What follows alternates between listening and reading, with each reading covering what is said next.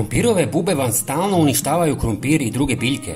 Već ste umorni od toga i želite rješenje bez kemikalija.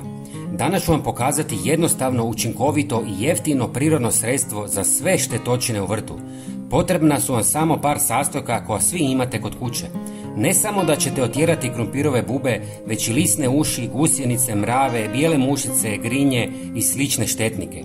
Krumpirova buba je izuzetno štetna za usjeve jer se hrani lišćem biljaka, posebno krumpira, što može dovesti do značajnog smanjenja prinosa. Jeste li znali da jedna ženka može položiti do 800 jaja tijekom sezone, a ličinke se izlegu za samo nekoliko dana? Zbog te činjenice važno je da ih se riješite što prije, pa krenimo na posao.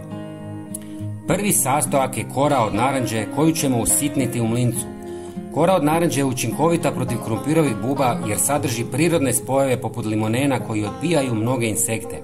Kad se osuši i usitni, kora naranđe može se posipati po tlu oko biljaka ili miješati sa vodom, djelujući kao prirodni repelent bez štetnih kemikalija. Osim toga, kora naranđe je biorazgradiva i obogaćuje tlo hranjivim tvarima dok štiti usjeve. Prijatelji, svakako se pretplatite na naš kanal kako biste vidjeli svaki najnoviji video. Potpuno je besplatno.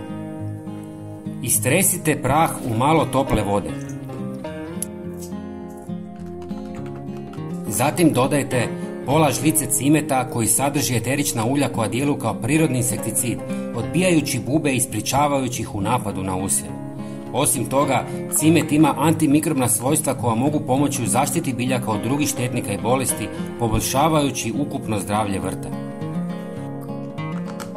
Treći sastojak je pola žlice crnog papra jer sadrži piperin, spoj koji ima snažan miris i okus koji insekti ne podnose.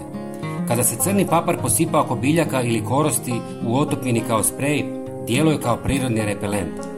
Ova metoda je sigurna za biljke, ljude i okoliš, pružajući ekološki prihvatljivo rješenje za suzbijanje krumpirovih buba. I zadnji sastojak je jedna žlica organskog sapuna koji će pomoći da se otopina duže zadrži na biljkama i bubama. Također ometa dišni sustav insekata i može ih dehidrirati, što pomaže u smanjenju populacije štetnika. Sve sastojke ostavite u vodi par sati kako bi se bolje rastopile. Zatim procijedite i razrijedite sa još 2 litre vode. Špricajte biljke po potrebi. Prijatelji, podijelite ovaj video sa svojim prijateljima kako bi i njima pomogli. Hvala vam. Pozdrav!